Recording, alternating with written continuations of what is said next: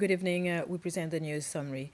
There has been an alarming increase in suspected overdose cases from illegal drugs since the beginning of the year.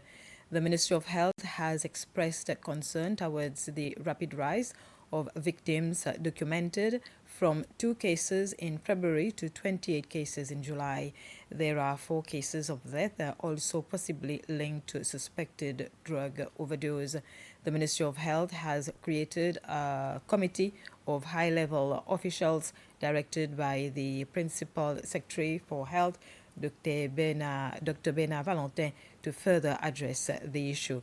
The drugs in question remains unidentified. So typically, upon arrival on scene, the EMTs are detecting people who use the drug, most often injected, and then they fell unconscious, not breathing or breathing very slowly. When you check the eyes, they had pinpoint pupils, not all, but some of them. And what happened was some people woke up even before reaching the hospital.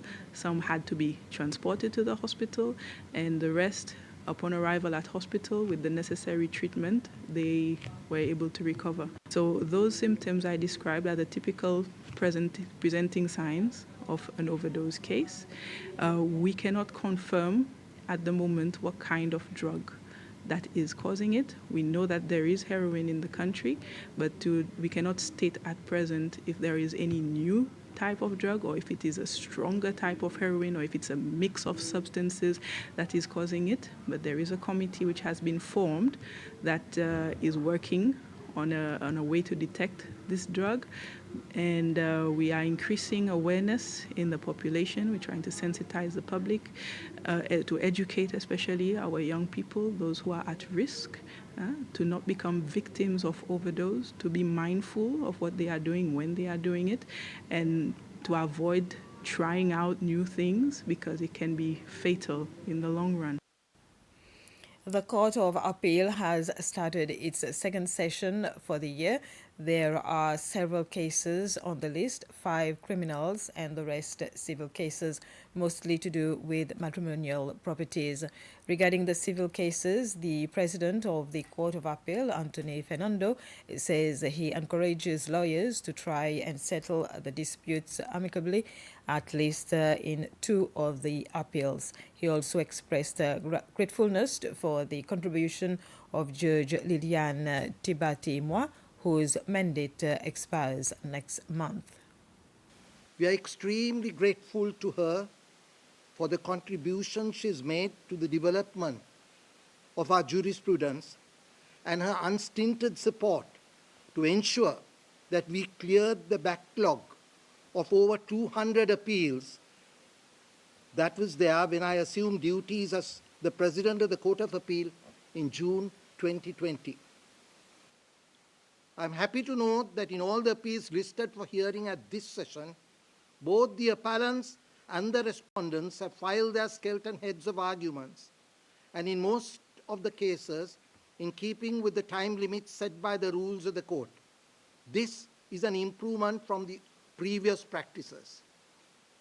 I've been trying to encourage the lawyers appearing in 2 of the appeals to persuade their clients to enter into amicable settlements during case management sessions.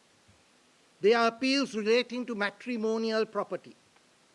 I have constantly told you that settlement is the best way forward in such cases in order to ensure that the bitterness between couples who were once married and very much in love is not carried forward to the grave.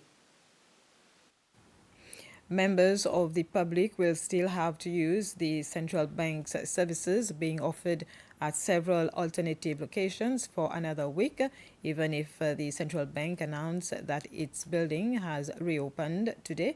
The central bank was closed temporarily in the middle of May, so to undertake precautionary measures against bed bugs. The first temporary governor of the first deputy governor of the central bank, Brian Comitan, says the treatment operation was successful and all the bank's normal operations will resume at its building on Monday, 12th of this month. When all the treatment were completed, what we did, we requested the guidance from the Public Health Authority, sort of to make an assessment in terms of how they feel the treatment has been undertaken. And in fact, we received confirmation from the Public Health Authority that it was successful and the building is safe for the staff to come back to work with. Since the building has been closed since 13th May, Novobank has been assisting us in offering the services that were normally being offered by the Banking Services Division of the Central Bank. For example, giving out deposit and accepting deposit for government departments and agencies. These were being done by Novobank. So as from next week, Monday, when all the services will resume to normal, so these will be back at the Central Bank building as it was originally the case before closure of the building. Today has been the turn of retailers and wholesalers on May to benefit from an awareness workshop organized by the Seychelles Revenue Commission, SRC. Several other entities which deal with retailers and wholesalers made presentations during the half-day workshop at the International Conference Center. It was the second such workshop following a first one held on Praslin about 2 months back for retailers and wholesalers of Praslin and La Digue. The aim of the session today was basically to provide a refresher in regards to taxes and its applications where SRC is concerned to the wholesalers and retailers. We also have other entities present, such as the Seychelles Licensing Authority, the Fair Trading Commission, the Central Bank of Seychelles, and the Seychelles Bankers Association. So the purpose of having the entities present is to also ensure that the wholesalers and retailers are not only educated on SRC policies, procedures, and processes, but they are also aware of their obligations towards these other entities. We believe it was fruitful to have them present with us and to have the wholesalers and retailers at one place so that they can get all the information instantly in one place, and that they can also ask questions the several entities present to clarify any doubts they may have. A new daycare service for children with special needs, including those with disabilities, is operational in the district of Limamel. The aim is to give moments of respite to parents on the last Sunday of every month, a break to enable them to do something for themselves. The daycare service was launched by the director for the disabled, Marco Jerry.